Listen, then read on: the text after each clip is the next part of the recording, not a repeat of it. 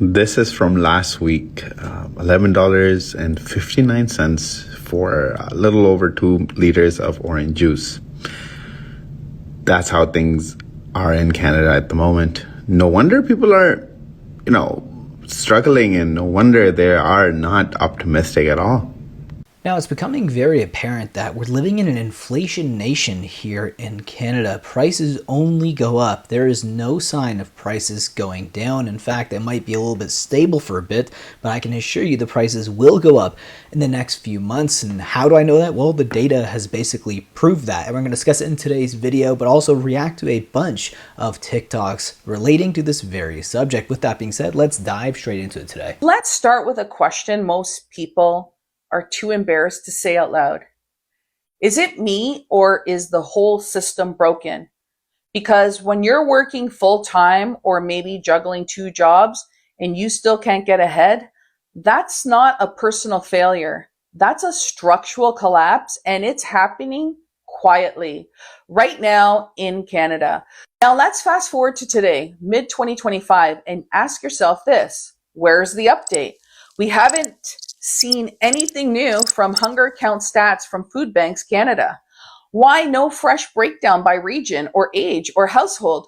Because let's be honest, if the numbers had improved, we'd be seeing it in every single press release. But the silence, well, that tells us something loud. The numbers didn't go down, they probably got worse. And people aren't just skipping Starbucks, they're skipping meals. So she's talking about the inflation numbers, and it's true, they are pretty quiet. Like, you never hear a lot of news about, hey, inflation's down so significantly that we have to talk about it. In fact, if there is any news like that, it kind of gets brushed aside really fast. They'll deliver the news and just move on with it as if it didn't even happen. People considered low income are the ones who are going to suffer the most if this continues. And that's why it's so important, and why I spend so much time yelling about the economic numbers of Canada, because as the public spending, taxpayer dollars, continues to keep the economy afloat, the Bank of Canada can't cut rates because they're worried about inflation. But we also bring in millions of immigrants, which is a naturally inflationary problem. It's also going to suppress wages.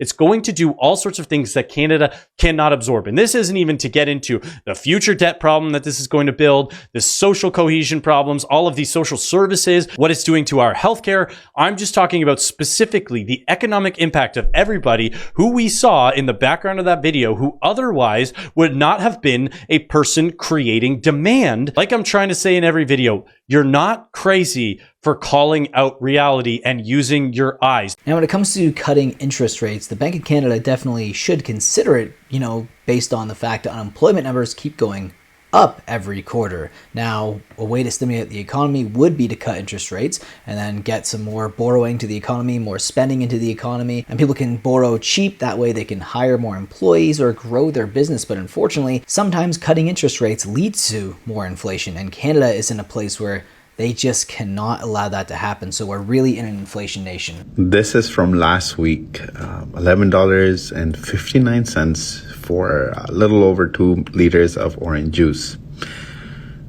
That's how things are in Canada at the moment. No wonder people are, struggling, and no wonder they are not optimistic at all. Yeah, I wouldn't be very optimistic if I went to the grocery store. Thank God I don't drink too much orange juice, though we actually bought some recently, but it was more like no-name brand stuff. But if you're going to spend on, I'm assuming Tropicana is an American company, could be wrong on that, so maybe there's some tariff charges there, but if you're going to go for like a big brand, a well-known brand, an established brand of orange juice, you're probably going to have to pay up for it significantly. In fact, $11.59 sounds like it's triple what it was maybe 6 or 7 years ago. Now, I could be wrong on that, but I feel like I'm not. For that size orange juice, I'm guessing you're looking at about $4 to $5 maybe in 2019. That's just insane. Mentioned inflation, which is a major driver whenever we talk about the Bank of Canada rates. Well, it was typically. And if we look at Canada's annual inflation rates in the month of April, because that's the data that we have, well, it decreased to 1.7%, which sounds great, down from 2.3% in March, right? But if we look at core inflation, because those numbers really came from the removal of the consumer carbon tax, right? That's where we saw that. But if we look at core inflation, The CPI trim actually increased from 2.9 to 3.1, and the CPI median rose from 2.8 to 3.2, marking the highest level since March 2024. Some notable category changes include food prices, as always, for the regular Canadian, are up 3.8% year over year. Gasoline prices are down with that consumer carbon tax reduction or takeaway.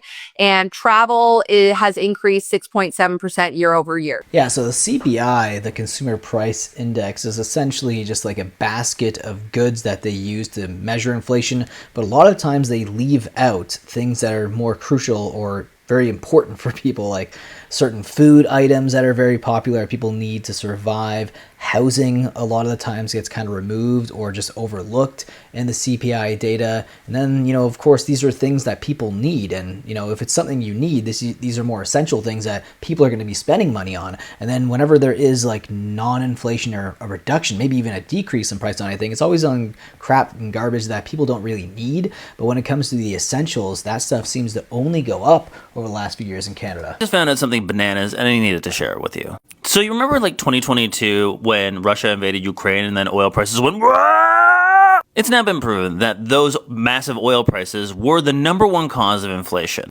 But this study specifically calculated the cost to each Canadian household using the dark arts of math. And this is where the crazy part comes in.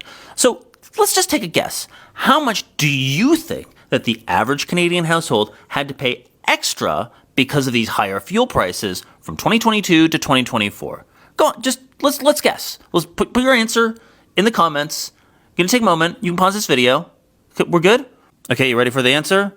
The answer is $12,000. The average Canadian household paid $12,000 more than they would have if not for Wall Street speculators pushing the price of oil and gas way higher than it needed to be, allowing these fossil fuel companies to rake in record profits. But of course, these companies needed someone to take the fall. So in the US, they blame Biden. And in Canada, they blame Trudeau and the carbon tax, even though most people make money from the carbon tax. A tax that is now axed, but we're going to get more into that in my next video.